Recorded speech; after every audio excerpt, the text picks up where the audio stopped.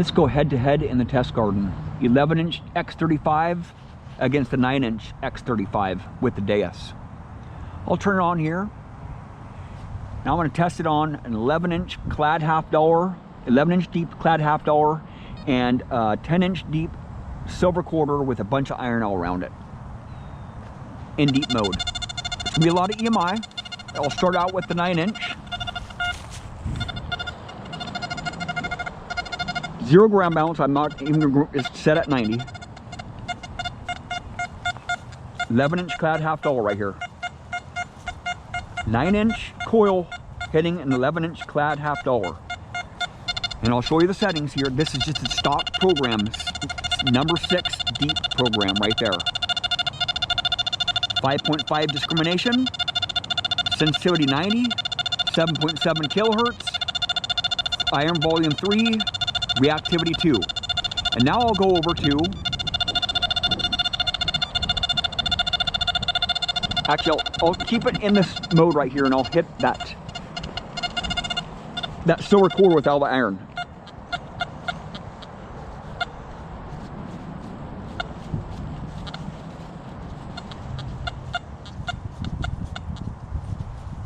Just hitting it just a little bit, just in the stock program, right?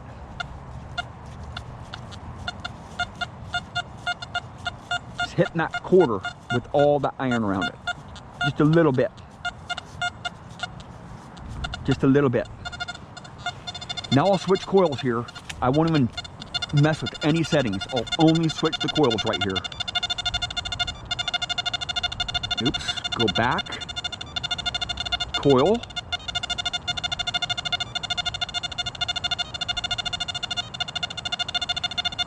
Select. Yes. And I'm still in deep mode.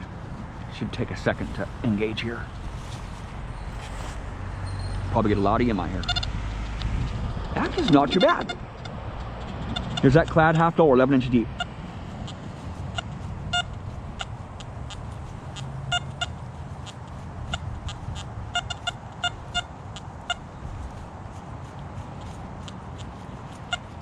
Is it even there? The Equinox was struggling with this target big time earlier too. I mean big time. Here's that silver quarter at 10 inches. That was that clad half dollar at 11 inches. This is that silver quarter at 10 inches with all the iron. Wow. Performing a lot better than the 9-inch coil.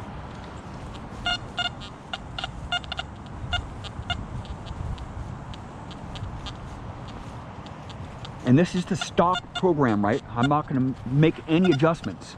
I just wanted to show you that you have to dial in your machines, man, especially the high-end machines. You have to push buttons. Now I'm going to turn this off here. And I've come to this conclusion. The more buttons that you push on these high-end machines, the more out of balance you can get it. And if you don't know how it's going to affect your other settings, if you adjust one setting, it affects your other settings, or it'll affect the performance of the machine. And having to dial in a machine with these different coils here, and they're running at the same frequency, the same audio response, the same reactivity, and the same gain, just with different coils. And you saw the difference. And if I can change frequencies, I can go down to 4 kilohertz, and that big coil will hit that clad half dollar big time, but it will not hit that freaking quarter with all the iron around it. So you're always having to push buttons with machines, with the higher end machines. If you're not pushing buttons, you're gonna miss a lot of targets. But those are deeper coins there. The deeper stuff is harder to get, man. It's just harder to get. The shallower targets, I have a lot of videos out on the shallower targets. Most machines hit the shallower targets, so it's not really about the machine that you're using, it's about the settings that you're using on your machine. And it's about how well you know that setting. You know, getting into that sweet spot, like I've said, getting in that sweet spot in your metal detector, those settings that you prefer and the tones that you prefer, you can really get a lot more out of the ground if you stick with one setting and just get to know your detector very well with that one setting, no matter what detector you have. And the less settings that you can adjust, the more that you're going to be able to get out of the ground, because you're not pushing buttons, learning your machine, right? If you just have a detector that has very few settings, you can do really good, man. I've seen a lot of guys tear it up with Ace 250s, man. I mean, tear it up, just put a shame to other detectors, because they know that detector really good. They have a lot of hours with it. They know what to dig up, they know what to listen for, and they know what to pass up. Passing up targets, you know, I pass up a lot of targets for two reasons. I pass targets up because I want to come back to that target with a different machine or a different coil later on. And I pass that target up because I know that it's junk, right? And the more junk that you pass up, the more goodies that you're going to pass up too, really. I mean, it's about knowing your machine. It's all about just digging up a lot of trash and knowing what trash is, because there's more trash than treasure out there. And if you know what trash sounds like, you can begin to pass up a lot more targets that you think that you know are trash. And it's just that sweet spot, man. Getting to know your detector, digging up a lot of trash so you know what it sounds like. On some machines, the trash sounds really good, like on the Equinox. Those trashy targets sound good. And sometimes in some sites you want to dig out that trash. You want to clear out that trash so you can get down deeper. And sometimes you want to dig out that trash because that trash is small little jewelry, really old jewelry. And the Equinox performs very well like that. Cleared out the trash, getting that surface stuff and pinpointing it, not making a big mess, and come back later on, clear out a little bit more garbage, and start going deeper. The deeper you get, the deeper you go, the deeper you dig, the more trash you're going to actually find, because all those square nails sound really good on some machines like the Equinox. Those deep iron signals, those little bits of iron, those square nails, those tips of the square nails sound really good on the Equinox. They sound really good on the Simplex. They sound really good on the Amphibio. They sound really good on the Deus. They sound really good on the Ace 250. But that's part of metal detecting. Digging those deeper targets, man, it takes a lot of patience to dig deep. I do have a lot of patience, but I don't have that much patience, man, to be digging up square nails all day long. Having big coils on has its pros and it has its cons. That's why I have small coils on, because I'm going for the shallow stuff, man. Not a lot of stuff in my soil is going to be deep.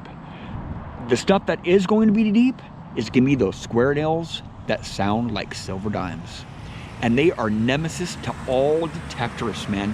No matter how much money you spend on a machine, no matter how many years of experience you have with that certain detector, you are always going to dig up those deep square nails. They just sound so good. And knowing what to pass up. If you're just going for coins, put it in a low frequency. You know, if you have a multi-frequency machine, put it in a lower frequency and dig up some shallow targets and see what you got going on. See if you dig up any deeper targets. Those deeper targets are going to be square nails, man. Most of the nails that I find are deep square nails with all my machines, man. Those nails are just a nemesis of all detectors, man. That's why I don't really dig a lot of deeper targets, because those nails are kind of hard to find because they're always off the side. You know, you can never pinpoint a square nail, deep square nail, right on the button. No detector that I've ever used can detect a square nail perfectly right on center every time. It's just not going to happen. They're always off the side. You always have to dig out, waller out a hole off the sidewall there. But detectors are finicky at sometimes. This large coil here, the X35 coil, the 11-inch X35 coil on the Deus, hit that 11-inch clad $50 there about 3 days ago. Really good, man. I was having no problems with it.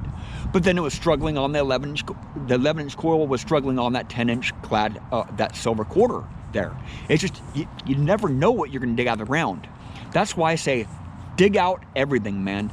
If it repeats and you can get a solid signal about 30 degrees or so, rotate 30 degrees on the signal, dig it out, man. You never know what's going to be down the ground there. It could be a square nail right next to a silver dime.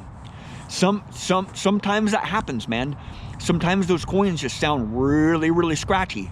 With all my machines, I've dug up silver with every single machine except for the Deus. I've not dug up a silver coin with the Deus yet, but I don't have that many hours on it. So it takes a lot of hours to get to know how to get the machine to perform in certain situations. And I'm still learning on all my machines. All my machines, I learn something new every hunt. Well, thank you for watching. Please subscribe.